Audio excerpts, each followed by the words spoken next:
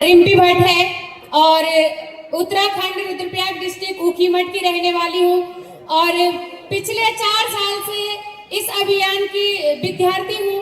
सीख रही हूँ इस खूबसूरत से अभियान को अपनी ग्रेट अपलाइनों के सानिध्य में। मैं प्रणाम करती हूँ इस मंच के माध्यम से आदरणीय टीसी सर, हमारे अभियान के संस्थापक। प्रणाम करती हूँ सभी रिस्पेक्टेड कोर लीडर और प्रणाम करती हूँ पूरी यूथ टीम का जिन्होंने इतना बड़ा आयोजन किया। मेरे इस अभियान में पिछले 4 साल पहले शुरुआत हुई थी। मेरी किसी पड़ोसी के माध्यम से मुझे ये अभियान मिला था। शुरुआत में मैंने सीरियसली नहीं लिया इस काम को, क्योंकि 2 वक्त की रोटी के लिए बहुत ज्यादा स्ट्रगल नहीं करना पड़ता था और ऐसा नहीं लगता था कि इस काम की जरूरत है, क्योंकि आसानी से जो है 2 वक्त की रोटी मिल जाती थी। लेकिन उसके बाद मेरे जीवन में एक ऐसी घटना हुई जिसने जो है मुझे हिलाकर रख दिया अंदर से, और ये हो गया था कि अब जीवन आगे जीना है या यही खत्म करना है। क्योंकि मेरे 2 छोटे छोटे बच्चे थे। मेरी एक बेटी 4.5 साल की और बेटा 2.5 साल का। तो 2 छोटे बच्चों के साथ में जो है मेरे पति ने मुझे छोड़ दिया था और ऐसा लग रहा था कि मैं कौन सा तरीका अपनाऊं जिससे मैं अपने आप को ही खत्म कर दूं।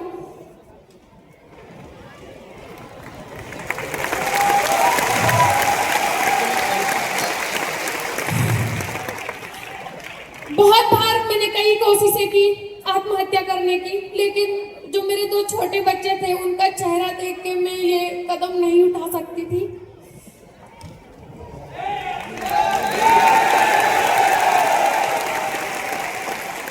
फिर जब मेरे इस संघर्ष भरी जीवन की शुरुआत हुई तो मैंने सिलाई के काम से शुरू किया।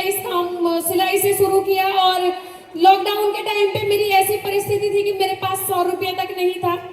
तो सिलाई से शुरुआत की, थोड़ी बहुत 4-5 हजार रुपये इकट्ठा किए। उससे मैंने कुछ लेडीज कॉस्मेटिक सामान खरीदा गांव में, उसको बेचने लगी। मेलों में ठेलियां तक लगाती थी।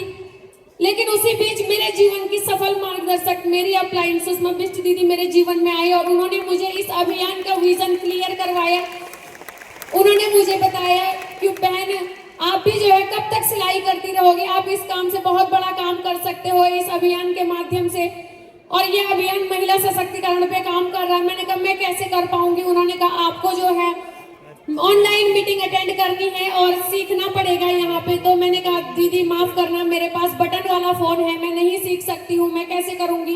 तो उन्होंने कहा अगर कामयाबी चाहिए तो टूल्स बहुत जरूरी है, तुम्हें लेना पड़ेगा। तो मैंने अपनी माँ से रिक्वेस्ट करके एक फोन मंगाया था और मेरी माँ ने मुझे फोन दिलाया था 9,000 रुपये का।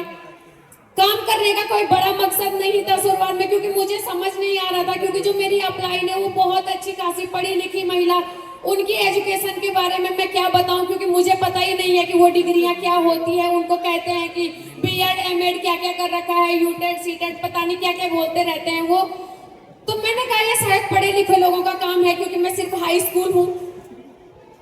और मैंने यहाँ पे जो है मुझे लगा मेरे बस का नहीं है, मैं नहीं कर पाऊंगी। लेकिन मेरी अपलाइन ने मुझे विश्वास दिलाया, भरोसा दिलाया कि नहीं तुम कर सकते हो। तो शुरुआत में मकसद था सिर्फ 9,000 रुपये का फोन जो मेरी माँ ने दिलाया है उसकी कीमत वसूल होनी चाहिए। तो वहां से शुरुआत की थी। एक ऐसे घर में मैं रहती थी जहाँ पे बारिश के दिनों में हम पूरे बिस्तर पे सो नहीं पाते थे। तीनों मेरे 2 बच्चे और मैं, हम तीनों 3 बेड के कोने पकड़ के सो जाते, क्योंकि बीच बिस्तर में पानी टपकता था और नीचे जो है बर्तन रखने पड़ते थे। तो इस संघर्ष के साथ मैंने इस काम को शुरू किया और मैं धन्यवाद करती हूँ आदरणीय टीसी सर का, जिन्होंने सही में महिला सशक्तिकरण के ऊपर काम किया है। सिर्फ बातें नहीं, अगर आज ये अभियान नहीं होता पता नहीं मैं इस दुनिया में होती नहीं होती, और होती भी तो पता नहीं कहाँ किस गुमनाम की जिंदगी जी रही होती। तो एक ऐसी जगह से आने के बाद जो है मुझे यहाँ पर आज इस लेवल पे स्टार पर्ल के लेवल पे हूँ। और पहली बार जब मैं नेक्स्ट जनरेशन के प्रोग्राम में आई थी, मैं उस कोने में एक जगह पे बैठी थी। मैंने यहाँ पे लोगों को सुना और मैंने कहा रिम्पी अभी तुम्हारी भी उम्र है, तुम कर सकते हो। और एक दिन जो है अंडर 30 के रूम में यहाँ पे आना है इस मंच पे। और आज जो है मैं सभी अपनी ग्रेट अपलाइनों को प्रणाम करती हूँ, धन्यवाद करती हूँ, जिनकी वजह से आज मैं यहाँ पे हूँ, जिन्होंने मुझे बहुत सपोर्ट किया, सहयोग किया।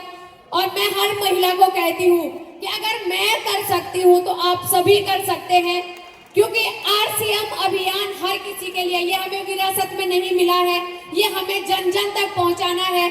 और मैं बोलती हूँ अगर आप जन जन तक पहुंचाने में कामयाब हुए तो यहाँ पे कोई महिला जो है स्ट्रगल करने के बाद आत्महत्या करने के बारे में नहीं सोच सकती है, हर किसी को राह मिल सकती है।